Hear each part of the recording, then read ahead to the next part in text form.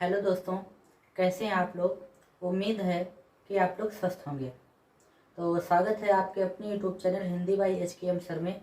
आज का जो ये वीडियो है वो क्लास 12th यूपी बोर्ड के बच्चों के लिए बहुत इम्पोर्टेंट है, बहुत महत्वपूर्ण है, क्योंकि ये वीडियो संस्कृत खंड काव्य पर आधारित है। ये देखिए लिखा भी है, और आपका लेसन नंबर 1 है। लेसन का नाम है भोजस्य औदार्यम। जहाँ पर अस से जुड़ जाता है वहाँ का की के पढ़ते हैं। आज हम आपको इसी के बीच में आपको पढ़ना भी सिखा देंगे। भोज की उदारता, कुछ लोग कहते हैं भोजन की उदारता, तब भोजनस्य नहीं है, भोजस्य है।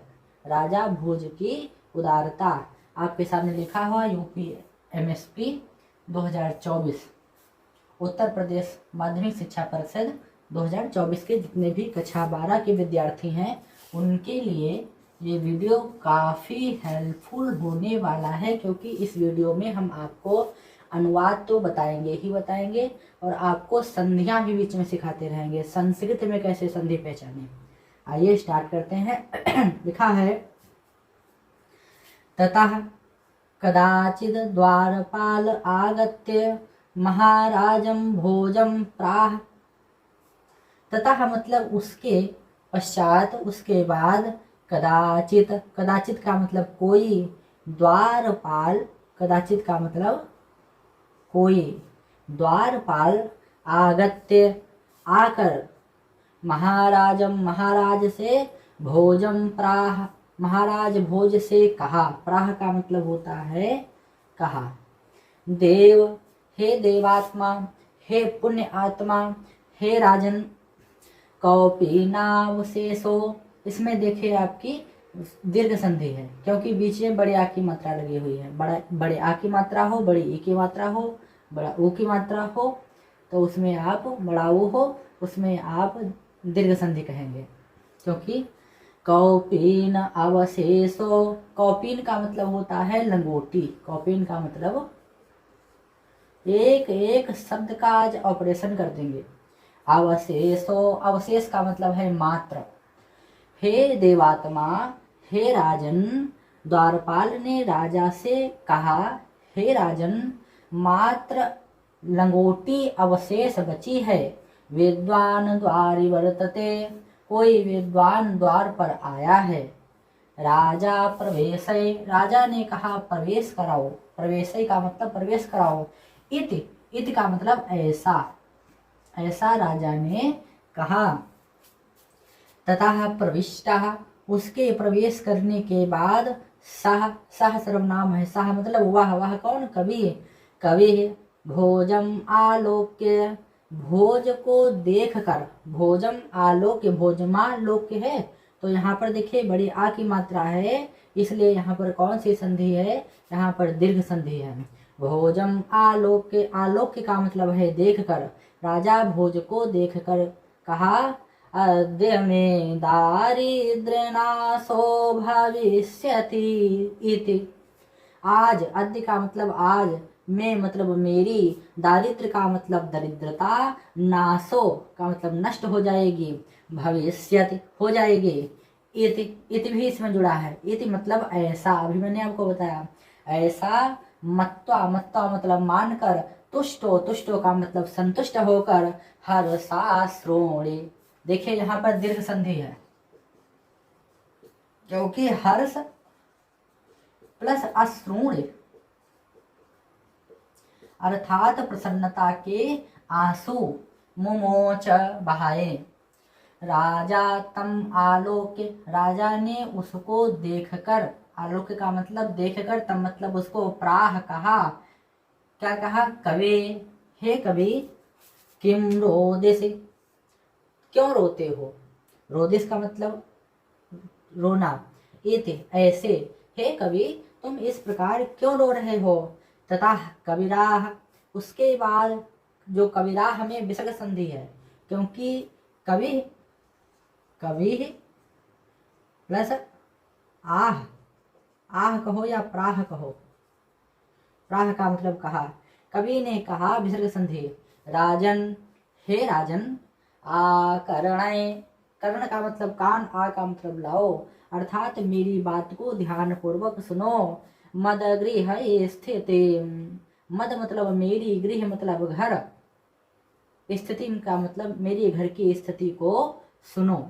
अच्छा देखिए, विद्वान है, चाहते तो सीधे सीधे राजा से कह देते कि मुझे, मेरे घर में खाने को नहीं है और कोई कमाने वाला नहीं है, बाल बच्चे भूखे हैं, मेरी पत्नी भी बहुत भूखे हैं, मैं दरिद्र हूँ, मुझे कुछ धन दे दीजिए।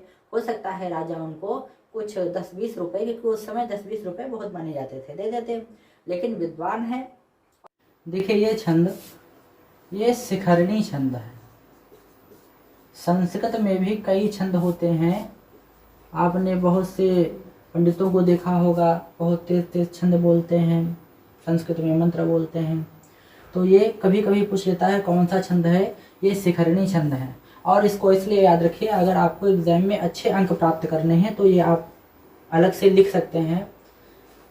तो आइए स्टार्ट करते हैं। अयेला जानो चहि पथिका वचनम आकर्णि गृहाणि, शिशो कर्णो यत्नात् सुपहितवती दीनवदना, मयि क्षीणोपाये यदकृतं ग्रसाव अश्रुबहुले, तदन्ताः शल्यं मे त्वमसि पुनरोरधम् उचिताः। तो देखिए, यहाँ देखिए, अब इसका अर्थ देखें। अये का मतलब अरे, लाजा, लाजा का मतलब होता है खील। खील किसको कहते हैं? लावा को कहते हैं। भाई दूज में इसी का पर्व होता है और धान से ये होता है। तो लाजानो चय, अरे खील या लावा बेचने वाला कोई पथिक उच्चैः, ऊंचे स्वर में, वचनम आकर्ण्य, वचनों को सुनकर, गृहाणी मेरी पत्नी, गृहिणी का मतलब पत्नी, शिशो एक एक शब्द का ऑपरेशन कर देंगे, शिशो कर्णो यत्नात्, शिशु मतलब बच्चे के, कर्णों बालक के दोनों कानों को, बहुवचन है कर्णों, कानों को, यत्नात् यत्न पूर्वक, सुपहितवती बंद करने का प्रयास करती है, दीन वदना दीन मुख वाली या मलिन मुख वाली, मयि क्षीणोपाय, मयि मतलब मुझे, क्षीण उपाय, इसका जो संधि विच्छेद होगा क्षीण उपाय, क्षीण का मतलब कमजोर, उपाय का मतलब युक्ति अर्थात असहाय। तो यहाँ पर कौन सी संधि है? तो यहाँ पर आपकी गुण संधि है। ए की मात्रा हो, ओ की मात्रा हो, वहां गुण संधि होती है। और जहां पर दो मात्राएं लग जाएं, अय हो जाए और अ हो जाए, देखिए वृद्धि हो रही है, मात्राएं बढ़ रही हैं, तो यहाँ पर वृद्धि संधि हो जाएगी और यहाँ गुण संधि होगी। क्षीणोपाय मुझे असहाय, यदाकृतम देखकर, दृशाव अश्रु बहुला आंखों में आंसू भरे हुए नजर से मुझे देखती है, तदंताः शल्यम में, तद अंतः, तद मतलब उसके, अंतः मतलब बाद, मेरे अंदर का, शल्यम शल्य का मतलब कांटा, जो कांटा है, में मेरे अंदर जो कांटा है, त्वमसि तुम ही हो, आप ही हो, पुनरऊर्ध्वम् उचिताः जो उस कांटे को निकाल सकते हो, अर्थात मेरा उद्धार कर सकते हो। अच्छा वो चाहते तो राजा से डायरेक्ट बोल देते कि मैं गरीब हूँ, मुझे इतना इतना रुपया दे दीजिए, और मेरी पत्नी और बालक जो है बहुत व्याकुल हैं, तो हो सकता है राजा उनको कुछ पैसे दे देते हैं। लेकिन विद्वान है, इसीलिए देखे विद्वान ने विद्वत्ता का परिचय दिया, तो उनको इनाम में क्या मिला? राजा प्रसन्न हो गए, राजा बहुत प्रसन्न हो गए। कहा राजा शिव शिव, राजा ने शिव शिव का, इति इति का मतलब ऐसा, इति का मतलब ऐसा, उदीरियन, उदीरियन का मतलब होता है उच्चारण, राजा ने ऐसा शिव शिव का उच्चारण किया, प्रत्यक्षरम प्रत्येक अक्षर पर, प्रत्येक अक्षर पर। तो इसका जो संधि विच्छेद होगा वो बनेगा प्रति अक्षर। ये देखिए प्रति प्लस अक्षर, इसमें कौन सी संधि है? इसमें यड़ संधि है, क्योंकि ये देखिए अर्धवर्ण के बाद, आधे वर्ण के बाद या रा ला वा आ जाए तो वहां पर ईड़ संधि होती है। प्रत्येक अक्षर पर लक्षम दत्वा, लक्षम का मतलब होता है लाख, मुद्राएं देकर प्राह बोले, त्वरितम गच्छगेहम, तुरंत घर जाओ, त्वरितम तुरंत तुम घर जाओ, त्वदग्रहणी तुम्हारी पत्नी खिन्ना वर्तते परेशान हो रही है। अच्छा, दूसरी बार में अन्यदा भोज, अन्यदा मतलब एक बार, भोज भोज महाराज भोज, श्री महेश्वरम, महेश्वर मतलब होता है शंकर, शंकर भगवान को नमितुम, नमित का मतलब होता है नमस्कार करके, करने के लिए शिवालयम अभ्यगच्छत, शिवालय अर्थात शिव के मंदिर गए। तदा, तदा मतलब तब, को अभी कोई भी, को मतलब कोई, अभी मतलब भी कोई भी, ब्राह्मण ब्राह्मण, राजा नाम राजा के पास, शिव सन्निधौ शिव के समीप जाकर के प्राह कहा बोला, देव हे देवात्मा, हे पुण्यात्मा, हे राजन, क्या बोला? ये देखिए, ये जो छंद है ये आपका शार्दूल विक्रीडित छंद है, विक्रीडित छंद है। आइए इसको पढ़ते कैसे है जाने। अर्धदानौ वैरिणा गिरिजयाप्यर्धं शिवाश्रहतं, देवेथं जगति तले पुरहरा, भावे समुन्मीलति, गंगा सागर अंबरं शशिकला, नागाधिपः स्मालतं, सर्वज्ञे त्वमधीश्वर त्वमगमत, त्वां मां तो भिक्षाटनम। देखिए समझिए, अर्ध, जो अर्ध अर्थात आधा भाग, दानव वैरिणा, दानव के शत्रु अर्थात कौन? विष्णु, कौन? विष्णु जी। गिरिजा, गिरिजा मतलब होता है पार्वती, अर्धम मतलब आधा, शिव से अस्य जुड़ जाता है, वहां काकी के पढ़ते हैं, शिव का आहृतम हरण कर लिया, अर्थात शंकर भगवान का आधा भाग पार्वती ने ले लिया और आधा भाग दानवों के वैरी दुश्मन अर्थात विष्णु ने ले लिया। देवेथम, और जो देवलोक है, जगती तले, जो ये संसार है, पुरहर अभावे, पुरहर का मतलब शंकर, अभावे का मतलब कमी में, अंतिम वर्ण पर अगर एक ही मात्रा लग जाए वहां में पढ़ते हैं। समुन्मीलते, शरीर के रहित हो जाने पर, गंगा सागर अंबरम शशिकला।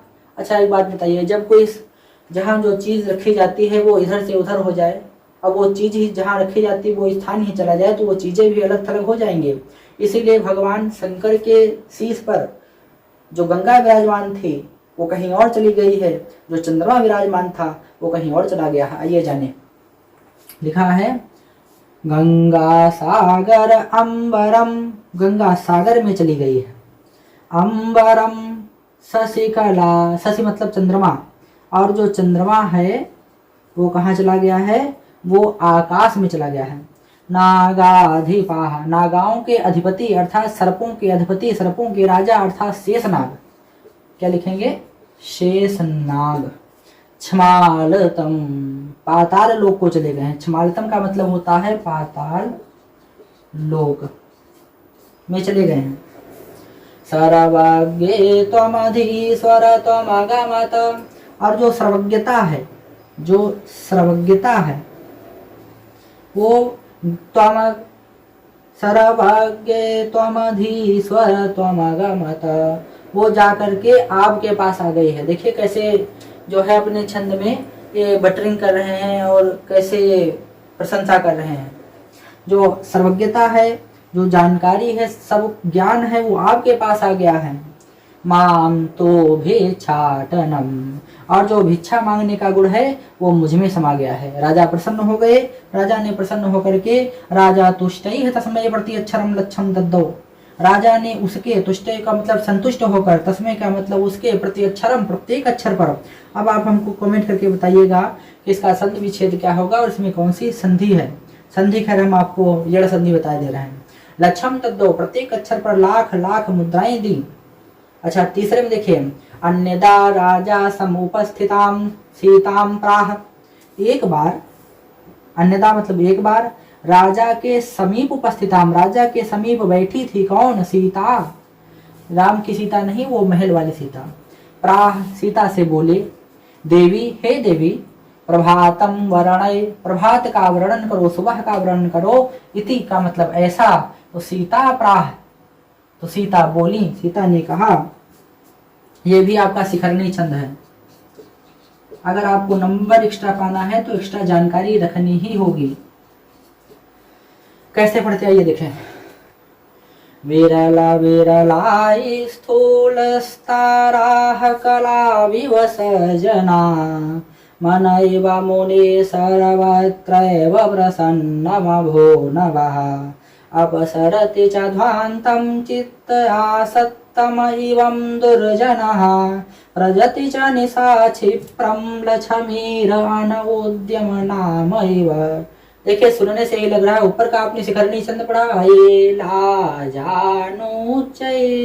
पथिका वचनम आकर्णि गृहिणी, और नीचे का देखिए कितना बेकार लग रहा है। इसलिए इन्होंने जैसा कहा है उसका इनाम भी इनको नीचे मिलेगा। आइए पहले अर्थ समझ लेते हैं। विरल विरला अलग थलग हो गए हैं। स्थूला तारा, जो बड़े तारे थे वो छोटे तारों से अलग हो गए हैं। कलाविव सजना, कलाविव का मतलब होता है कलयुग। कलयुग में जैसे सज्जन व्यक्ति एक दूसरे से दूर हो गए हैं। मानव मुने, और मुनि के समान, ऋषि मुनि के समान मन प्रसन्न हो गया है, जैसे उनका मन प्रसन्न रहता है। सर्वत्रय, सर्वत्रय में कौन सी संधि है? तो सर्वत्रय का संधि विच्छेद होगा सर्वत्र प्लस एव। तो इसमें आपकी जो संधि होगी वो वृद्धि संधि होगी, क्योंकि देखिए दो मात्राएं लगी हुई हैं, वृद्धि है। सभी जगह ही, सर्वत्र मतलब सभी जगह, एवं मतलब ही, सभी जगह ही प्रसन्नम, प्रसन्नता छा गई है। कहाँ? भू नभाः, पृथ्वी और आकाश में। अपसरति च ध्वान्तम, ध्वान्तम का मतलब होता है अंधकार, और जो अंधकार है वो अपसरति चला गया है। चित्त आसत्तमिव दुर्जनः, जैसे सज्जन व्यक्ति के हृदय से, चित्त का मतलब हृदय से, चित्त का मतलब हृदय, हृदय से दुर्जन व्यक्ति निकल जाते हैं, उसी प्रकार अंधकार समाप्त हो गया है। व्रजति च निशा क्षिप्रम लक्ष्मीर अनउद्यमनामैव, जैसे कोई अनुद्यमी राजा, जैसे कोई कर्महीन राजा के पास से क्षिप्रम, क्षिप्रम का मतलब शीघ्र, शीघ्र ही लक्ष्मी चली जाती है, उसी प्रकार रात व्यतीत हो गई है। अच्छा, इस छंद पर जो शिखरिणी छंद है इस पर राजा संतुष्ट नहीं हुए। उन्होंने क्या किया? देखिए, राजा तस्यै लक्षम दत्वा, राजा ने, देखिए राजा ने उसको लक्षम 1,00,000 की मुद्राएं दत्वा दिया। अच्छा, सबको देखिए प्रत्येक अक्षर पर 1,00,000 लाख मुद्रा दे रहे हैं। उनके पूरे श्लोक पर अच्छा दिया। कहा ऐसा है माता सीता, आपने वर्णन किया और आप अब अपना इनाम ले जाइए, और आपको पूरे श्लोक पर 1,00,000 मुद्राएं दी जाती हैं। सबको प्रत्येक अक्षर पर 1,00,000 लाख मुद्राएं दी, और इनको पूरे श्लोक पर 1,00,000 मुद्रा दी। इससे यह पता चलता है कि सिर्फ धुन बिगड़ जाने से ही, कहा सही है, लेकिन धुन बिगड़ जाने से ही राजा भोज को पता चल गया कि ये कुछ गड़बड़ है। तो राजा ने पूरे कितने पैसे काट लिए, आपको ध्यान मान लगा लीजिए। दत्वा देकर कालिदासं प्राह, कालिदास से कहा, सखे हे मित्र, तुम भी, अभी मतलब भी, प्रभातम, प्रभात का वर्णन करो, इति ऐसा, तथा उसके पश्चात कालिदासा प्राह, कालिदास ने कहा, क्या कहा? अभूत प्राची पिंगा रसपतिरइव प्राप्य कनकम गतच्छायाश्चन्द्रो बुधजन इव ग्राम्य सदसि क्षणं क्षीणास्तारा नृपतय इवान उद्यम पराः नदी पाराजन्ते द्रविण रहित नाम इव गुणाः। देखिए समझिए, अभूत का मतलब है हो गई है, अभूत का मतलब हो गई है। प्राची, प्राची का मतलब होता है पूर्व दिशा। पिंगा, पिंगा का मतलब होता है पीला। जो पूर्व दिशा है वो पीली हो गई है। रसपति रईवा, और जो पूर्व दिशा है वो कैसी हो गई है, पारे के समान हो गई है। रसपति मतलब होता है पारे के समान हो गई है। इव, इव को मतलब समान। प्राप्य कनकम, प्राप्त होकर के सुनहली हो गई है, स्वर्णमयी हो गई है। गत छाया चंद्र, गत का मतलब जाना, गत का मतलब जाना, आगत का मतलब आना। छाया, छाया का मतलब तेज कांति। चंद्रो, चंद्र का मतलब चंद्रमा, चंद्रमा की कांति भी जा चुकी है। बोध जन, जैसे। इव, इव का मतलब समान, जैसे। बुद्धिमान लोग, बुद्ध का मतलब बुद्धिमान, जन का मतलब जो है होता है लोग, बुद्धिमान लोग। ग्राम्य सदस्य, मूर्ख लोगों के बीच से हटकर उठकर चले जाते हैं, मूर्ख लोगों की सभा के बीच से उठकर चले जाते हैं। वैसे ही रात व्यतीत हो गई है, चंद्रमा की कांति जा चुकी है, और जो पूर्व दिशा है वो स्वर्णमयी हो गई है, और जो पूर्व दिशा है वो पीली हो गई है। क्षणम छेड़ास्तारा, और जो तारे हैं वो क्षण भर में छीड़ हो गए हैं। नृपतये, जैसे कोई राजा। एवं समान, किसके समान, वो अनउद्यम परा, कर्महीन राजा जैसे, कर्महीन राजा जैसे होता है। नदी पाराजन्ते, और दीपक सुशोभित नहीं है, दीपक का प्रकाश नहीं प्राप्त हो पा रहा है। अच्छा, दिन में दीपक जलाने का क्या काम है, जब सुबह हो गई है तो दीपक जलने का, दीपक का तो रात का काम है, इसीलिए कहा गया वृथा दीपो दिवा पिचा, दिन में दीपक जलाना व्यर्थ है, क्योंकि दिन में दीपक का प्रकाश इतना और सूर्य का प्रकाश बहुत सारा, तो दीपक का प्रकाश तो व्यर्थ ही होगा, इसलिए कहा नदी पाराजन्ते, न दीपक का अपना प्रकाश रह गया है। द्रविड़ रहित, जैसे कोई धनहीन, द्रविड़ का मतलब होता है धन। अच्छा, पंडित लोग कहते हैं द्रव्य दक्षिणाम समर्पयामि, तो इसलिए द्रविड़ का मतलब धन होता है। रहित, रहित का मतलब हीन, जैसे कोई धनहीन व्यक्ति होता है उसी प्रकार दीपक हो गए। आई थिंक आपको समझ में आ गया होगा। राजा ने क्या किया, राजा अतितुष्ट, राजा अत्यंत संतुष्ट होकर के तस्मै उनको प्रत्यक्षरम। अब आप कमेंट सेक्शन में इसका संधि विच्छेद करिएगा और बताइएगा कौन सी संधि है। प्रत्येक अक्षर में लक्षम, लक्षम का मतलब होता है लाख रुपए दे दिए। तो ये आपका संपूर्ण लेसन आपके सामने रहा कक्षा 12 वालों के लिए। एक एक मीनिंग का मैंने आपके समझने के लिए एक एक ऑपरेशन कर दिया है। तो अब आपका काम है कि चैनल को ज़्यादा से ज़्यादा सब्सक्राइब करें और लाइक करें, शेयर करें, बेल आइकन का बटन प्रेस कर लें, ताकि आपको वीडियो डालने से के बाद तुरंत आपके पास नोटिफिकेशन पहुंच जाए। Okay, thank you class.